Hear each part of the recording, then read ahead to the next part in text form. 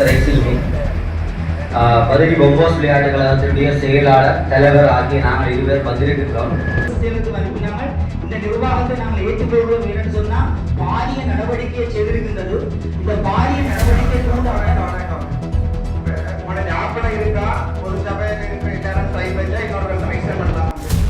பொதுச்சபை தீர்மானம் ஒன்று இல்லை, அப்படி தீர்மானம் உங்களோட ஜாப் சொல்லுதா, உங்களோட கான்ஸ்டிடியூஷன் சொல்லுதா, ஒரு சபையை கலக்காம அடுத்த வெள்ளத்துக்கு வந்து நீங்க எல்லாரும் சைன் பண்ணி ரன் பண்ணலாம். அப்படி ஜாப்ல எழுத்து மூலம் சொல்லி நான் சொல்றேன். அதைத்த விட்டுட்டு கழிச்சீங்கன்னா போடணும்.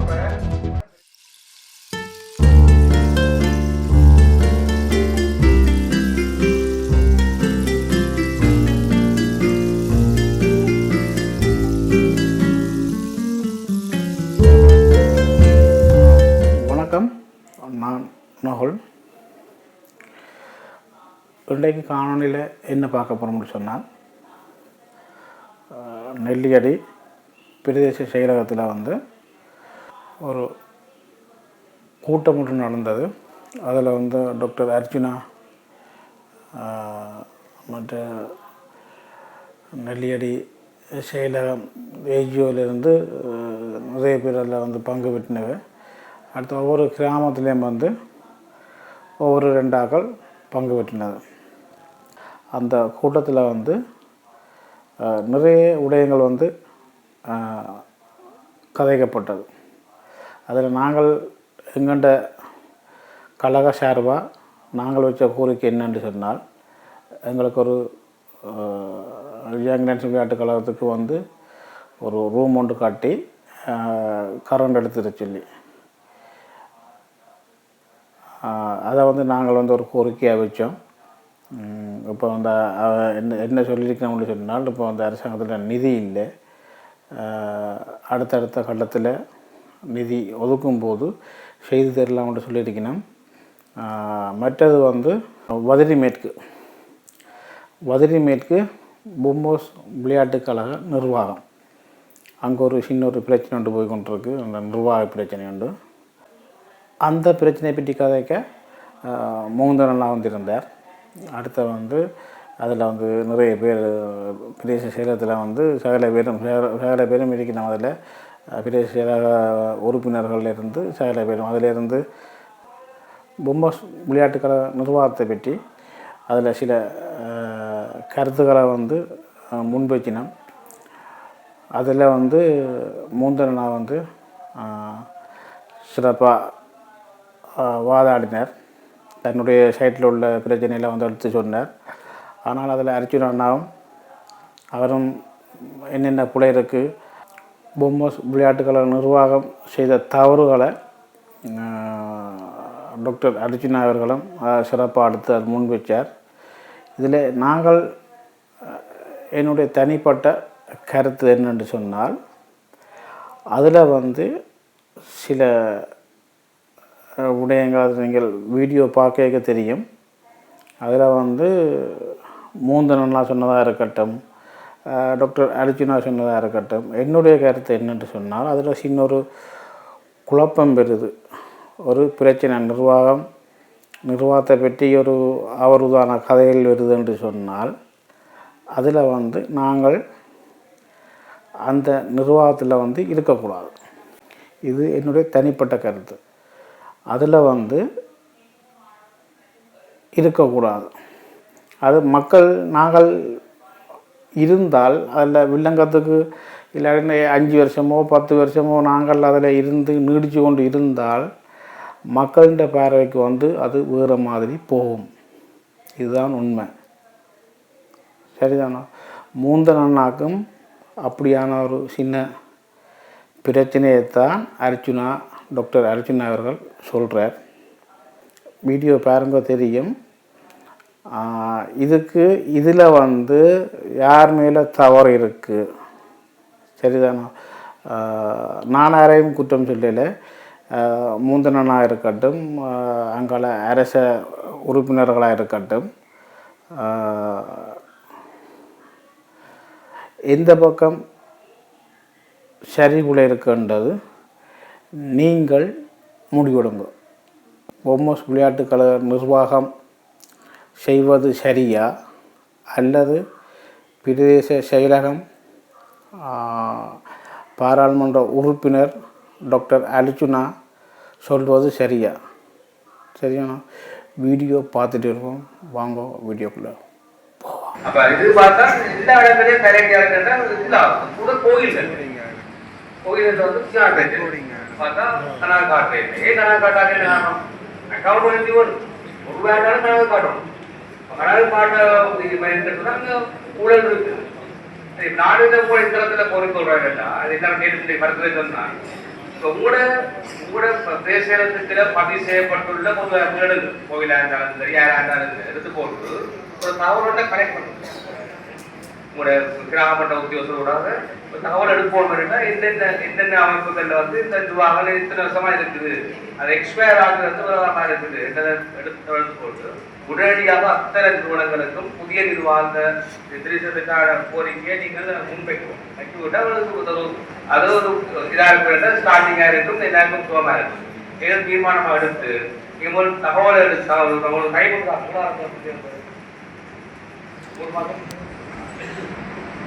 தகவல் எடுப்பு இருக்கா? எங்களோட பிரதேச சபைகள் தான் நிலையங்கள் எங்களோட பிரதேச சபையில் அதிலே காரணம் இருக்கா?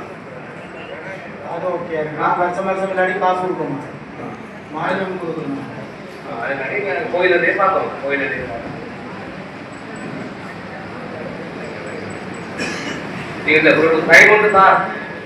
சார், எக்ஸ்கியூஸ் மீ, பதவி பொம்போஸ் விளையாட்டு கழகத்தினுடைய செயலாளர், தலைவர் ஆகிய நாங்கள் இருவர் வந்திருக்கின்றோம். முதலில் நாங்கள் இந்த 6 வருஷம் எங்களுடைய நிர்வாகம் அப்படி பதவி காலத்தை நாங்கள் ஏற்று நடத்தவில்லை என்பதை நான் குறிப்பிட விரும்புகிறேன். 2வது விஷயம், நாங்கள் உங்களுடைய ஃபைல விளையாட்டு கூட நீங்க தெரிவி பார்த்தீங்கன்னு சொன்னால் இந்த கணக்கறிக்கைகள் எந்த வடிவத்தில் இருக்கிறது என்பதையும் நீங்க பார்த்துக் கொள்ளலாம். அடுத்த விடயம் என்னன்னு சொன்னால், ஒரு முறைப்பாடு தொடர்பில் ஒரு இங்கே வருகிறது என்று சொன்னால் எங்களுடைய விளையாட்டு கழகம் எப்படி இருக்குதுன்னு சொன்னால் 11 வலயங்கள் ஆக்கப்பட்டு 11 வலயத்திலே இருந்து ஒவ்வொரு பிரதிநிதி தான் நிர்வாக கட்டமைப்புல வெளியினர். அந்த நிர்வாக கட்டமைப்பில் இருக்கிற பிரதிநிதிகள்கிட்ட எங்களுடைய கழக நடவடிக்கைகள் சம்பந்தமாக தங்களோட வலயத்துக்கு அறிவிக்குமாறு நாங்கள் படித்திருக்கின்றோம். எங்களுடைய நிர்வாகம் தயவு செய்து எனக்கு ஒரு குறுகிய நேரத்தை தருமாறு எங்களோட கேட்டுக்கொண்டேன். எங்களுடைய நிர்வாகம் செய்கிற சேவைகள் தொடர்பில் 375 கிராம கேட்டா தெரியும். எங்களுடைய நிர்வாகம் வந்து விளையாட்டு கழகத்தினுடைய அங்கத்துவரான பிள்ளைகளுக்கு ஸ்காலர்ஷிப் பாஸ் பண்ணா, O-level 5 மேல பாஸ் பண்ணால் எல்லாருக்கும் சைக்கிள் எடுத்து கொடுக்கின்றது, பாடசாலை கட்டல் ஓரம் வழங்குகின்றது, போர்டு அமைப்பு சம்பந்தமான நடவடிக்கையை செய்கின்றது. அதே போல மருத்துவ வசதியை கூட வழங்குகிறது, காசு வசதியாகும். அதே நேரத்தில் படிக்க வசதி இல்லாத பிள்ளைகளுக்குரிய பண வசதியை செய்து வருகின்றது. அதனை விட விசேட நிதியாக மரணம் அடைந்தவர்களுக்கு என்று சொல்லி மரண வீட்டுக்கு கொண்டு உடனடியாக நாங்கள் நிதி கொடுக்கிற வளமை நடைபெற்றுக் கொண்டிருக்கின்றது. கடைசியா உங்களோட ஜாப்பின்படி கடைசியா நீங்கள் பொதுக்கூட்டம் கூட்டி உங்களோட சபையை தெரிவித்து 23 2023 ஜாப் 23 ஜாப் எத்தனை வருஷத்துக்கு? 2 வருஷம். என்னன்னு சொன்னால், நாங்கள் அந்த பொதுச்சபை அங்கத்தவர்களுக்கு ஒரு கடிதம் வழங்கி அந்த பொதுச்சபை அங்கத்தவர்களுக்கு கையெழுத்து பெறும் கடிதம் உங்களுக்கும் தந்தாங்க, பிரதேச செயலுக்கு அனுப்பினாங்க.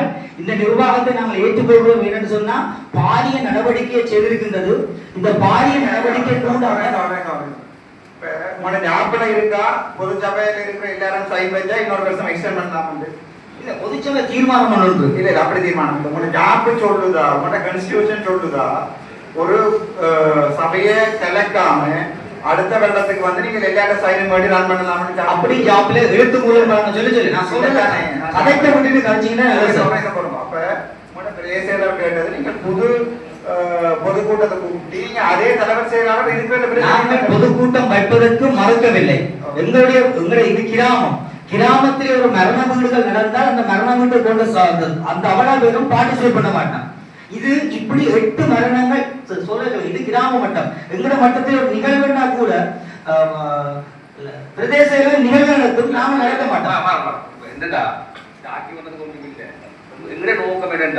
சரி, இப்ப நான் சொல்ற விஷயம் என்றால் நாங்கள் பொதுக்கூட்டம் வைக்க தயாரானதான் சொல்றோம். நாங்கள் பொதுக்கூட்டம் வைக்க மாட்டோம் இந்த கைதமும் பிரதேச கொடுக்கலையே.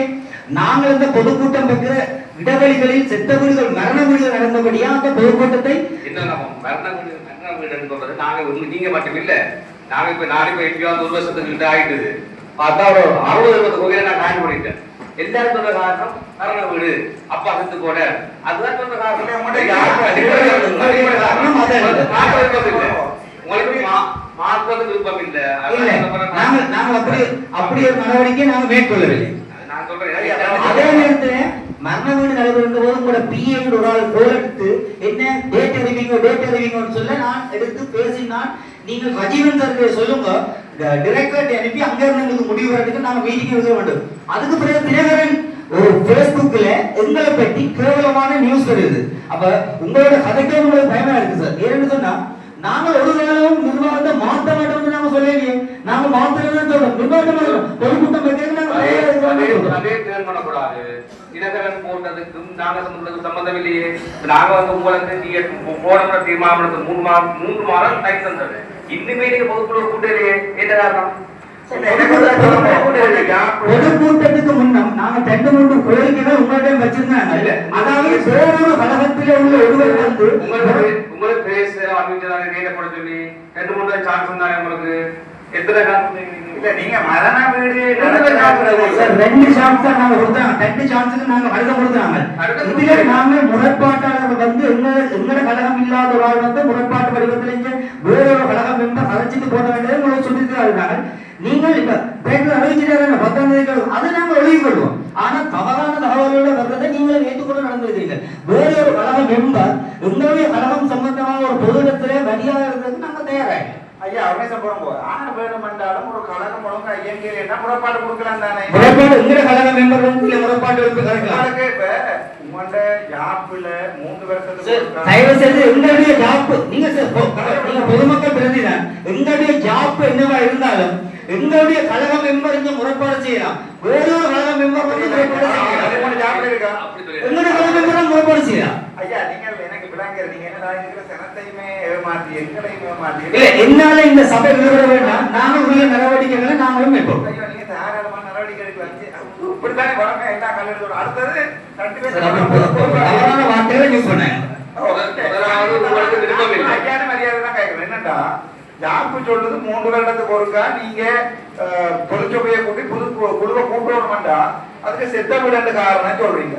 தினகரன் நியூஸ்ல வந்தன்னு சொல்றீங்க. இதை நானும் ரஜீவரனையும் பிளான் பண்ணித்தான் தினகரன் வெப்சைட் ரன் பண்ற மாதிரி எல்லாம் சொல்றீங்க. டிஎஸ்சி நாங்க உங்கள்ட்ட கேட்கறது நீங்கள் உங்கள்ட்ட பொதுக்கூட்டத்தை நடத்துறீங்கன்னா கேன்சல் பண்ணவும் சட்டப்படி நீங்க என்ன செய்ய போறீங்க? போய் எந்த வழக்கையும் போட்டுக் கொள்ளலாம். நீங்கள் ஒரு செத்த வீடுன்றதை வச்சுக்கொண்டு 6 மாதத்துக்கு மேல பொதுக்கூட்டத்தை நடத்தாம சொல்றீங்க நான் சைக்கிள் கொடுத்த நான் பொதுமக்களுக்கு உதவி செஞ்சு அதெல்லாம் ஒரு காரணம்.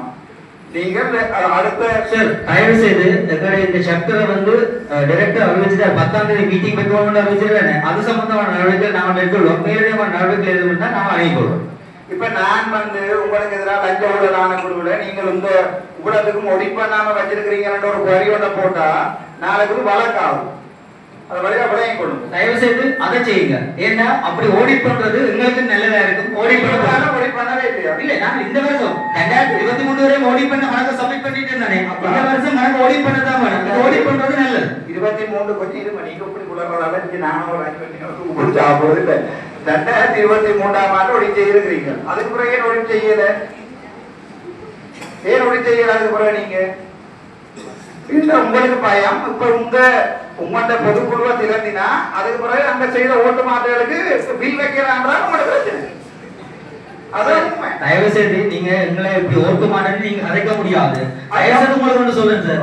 என்னன்னு சொன்னா சார் நாம மீட்டிங் போறதுக்கு முன்ன ஓடி பண்ண ரிப்போர்ட்டை நாம வழங்குவோம். சரி அதுக்கு முன்ன நீங்க ஓட்டு மாட்டேன்னு வசனம் 2023 மக்கள் விருதி தான் சார். ஆனா மக்கள் விருதி என்றால் மக்கள் விருதியை கொஞ்சப்படுத்தலாம். இப்படி குளறால நான் கொடுத்து ஆகப்படுது. நான் கேட்கிறேன் உங்களுக்கு 2023 நீங்க தலைவரா இல்ல இதெல்லாம் கொஞ்சம் பாருங்க அஜயா சார் அது அர்ஜுனா சார் இதுல நாங்கள் ஒன்ற மட்டும் நாங்கள் கஷ்டம் கொள்ள வேணும். இந்த கடந்த எத்தனை வருடங்களாக இவர்கள் வந்து இந்த கூட்டத்தை ஒன்றும் செய்யல. 2வது இவர் அந்த கிராமத்தினுடைய ஒரு செயலாளர். நாங்களும் ஏற்றுக்கொள்றோம். இவர் வந்து ஒரு ஆளுமை மிக்க செயலாளர். கிராமத்து மட்டத்துல இதுவரை செய்து கொண்டிருக்கிறார். ஆனால் திடீரென்று இவர் நான் இன்றைக்கு வெளியில போனக்கே நான் செத்து போடலாம். இவர் என்ன ஒரு தலைமைக்கு அதை ஒப்படைச்சு அவர்களையும் வழிநடத்தி செல்வதற்கு இவருக்கு என்னதுக்கு பிரச்சனை இல்லை. அடுத்தது இரண்டாவது, நாங்கள் எப்படியும் அந்த நீங்க ரூல் அவையிட்ட ஜாப்பை பின்பற்றோம். இவர் எத்தனையோ கூட டிஎஸ் மிஸ்ஸால கடிதங்கள் அனுப்பப்பட்டோம். இவர்கள் தொடர்ந்து அதுக்கான ஒரு முன்னேற்ற அறிக்கை எதுவுமே செய்யல. இதுல குறிக்கப்பட்ட அந்த பொமஸ் கிரவுண்ட்ல எனக்கு கடையாக்கள் நான் சந்திச்சு இருக்கிறேன், என்னையும் சந்திச்சிருக்கிறேன். அங்க வெளிப்படையான ஒரு ஊழல் ஒன்று நடத்துறதாக அந்த இடத்து விளையாட்டு கழக இளைஞர்கள் சொல்றாங்க. ஒன்றுமே நாங்க கேட்கல. 2023, 24, 25 கூடிய இந்த 3 வருஷம் ஆடிட் ரிப்போர்ட்டை கொண்டு வாங்குவோம். 26ஆம் ஆண்டு உங்களுக்கு 1 மாதமும் தலைவர் ஒரு டைம் தருவார் உங்களுக்கு. அதுக்கெல்லாம் பொதுக்குழுவை கூட்டி அடுத்த இதுக்கு கொடுப்போம். அப்படியே நான் அங்க சந்திக்கிறேன் இங்க சந்திக்கிறேன் எனக்கு பயமா இல்லை. கூட இடத்துல கொடுப்பாங்க இருக்கிறீங்க. ஆடிட் ரிப்போர்ட் கேட்டா கொடுப்பாங்க இருக்கிறீங்க. அதுல பயமாக இருக்கு. அப்ப தயவு செய்து நான் உங்கள்கிட்ட பிள்ளையா கேட்கலையே. நீங்க அந்த ஆடிட் ரிப்போர்ட்டை கொண்டு அப்படி பண்ணுவோம். அடுத்த குழுவை சரி நான் எனக்கு எங்களுக்கு நீங்க சமூக சேவை செய்றீங்க. நாங்க 3 இதை மதிக்கிறோம். சரியா, உங்களை தலைவாங்கிற நாங்க மக்களுக்காக பாடுபடுறீங்க. சரியா, ஆனா ஜனநாயகப்பட்டு வரைக்குள்ள முதல்ல கேள்வி கேட்பாங்க. என்ன கேள்வி பார்த்தோம்னா ஏன் மாற்றப்படையில, ஏன் கணக்கறிக்கை காட்டல கேட்டாக்கா எங்களுக்கு ஒரு பொறுப்பு இருக்குன்னு சொன்னா அதை நாங்கள் செய்யாம வெளிப்படுத்த மாட்டாங்க. நீங்க திருப்பி தலைவா வரல, எங்களுக்கு திருப்பி இல்லை. உங்களுக்கு சப்போர்ட் தான் போய் வாங்க சேரலாம் வாங்க. ஆனால் நீங்க கூட்டத்தை கூடுங்க, கூட்டத்தை கூடி அந்த கூட்டத்தை கரையுங்க. அதை நீங்க என்னென்ன செய்யுங்க. ஆனா நாங்க ஒரு 3 கவனம் வந்தோம். நீங்க செய்யல ஏன் செய்யல 2 தடவை நாங்கள் அந்த முன்னேற்ற தயவு செய்து பிரதேச சபை உறுப்பினர் சொன்ன அமல விடயத்தை இந்த கூட்டத்தில் மினிட் பண்ணுவாரா என்பதை கேட்டுக்கொண்டேன். எனக்கு மேலாகவும் நான் சொல்ல போறேன். பிளீஸ் இதையும் மினிட் பண்ணுங்க. அடுத்து அங்க இளைஞர்கள் இவர் கூட்டத்தை கூட்டாமல் அங்க இவர் ஒரு கடிதங்களை அடிச்சு கள்ளமாக ஒவ்வொரு இடங்கள்லையும் சைன் வாங்கப்பட்டதாகவும் அங்க இளைஞர்கள் சொல்றாரு. எனக்கு ப்ரூவ் பண்றதுக்கு எந்த வித ஆதாரமும் இல்லை. நான் சொல்றதை வடிவா நீங்க மினிட் பண்ணுங்க. ஆனால் அவ்வளவு பேர் இதுல மினிட் பண்ண இவர் அந்த இடத்துல அந்த நாங்கள் தொடர்ந்து இது போட சைன் பண்றா ஏன் ஒரு கூட்டத்தை ஒரு பொமனா கூடி அந்த சைனை சிக்னேச்சரை பெற்றால் சார் எவ்வளவு நாங்கள் அந்த நிர்வாகம் ஒழுங்கா நடக்குதா ஒழுங்கின்மையா நடக்குதான்றது நாங்கள் அறிஞ்சு கொள்ளலாம் தானே. ஏன் கள்ள கபடமாக ஒரு கடிதத்தை எழுதி அதுல ராப் பண்ணி பேரையும் எழுதி அவட்ட சிக்னேச்சரையும் வச்சு வீடு வீடாக போய் சைன் பண்ணிருக்கிறோம். அடுத்தது கன பேருக்கு வாசிக்காமல் நாங்கள் இப்படி வந்திருக்கிறோம் வேற ஒரு திரசிதப்பி இதுக்குதான் வந்திருக்கிறோம் சைன் பண்ணப்பட்டிருக்குது. அதான் வந்திருக்கிறோம் அப்படின்னு சைன் பண்ணிருக்கிறாங்க. பிரதேச சபை உறுப்பினர் இவ்வளவு தூரம் கழகத்தில் ஈடுபட்டது பிரதேச சேவைக்கு அன்பா கெடுத்துடன் இது தொடர்பில் கையெழுத்து வைத்த மக்கள் யாராவது இது தொடர்பில் பிழையான நடவடிக்கை சொன்னா அவ்வளவு மக்களும் சொல்றோம். இது ஆராய்ந்த பின்னர் மீதிக்குரிய டேட்டா நீங்களே பிழையான நடத்தணும்னு சொல்றதுக்கு அங்க உள்ள போயிட்ட டைம் அரை மணி நேரம் பேச பண்றீங்களே.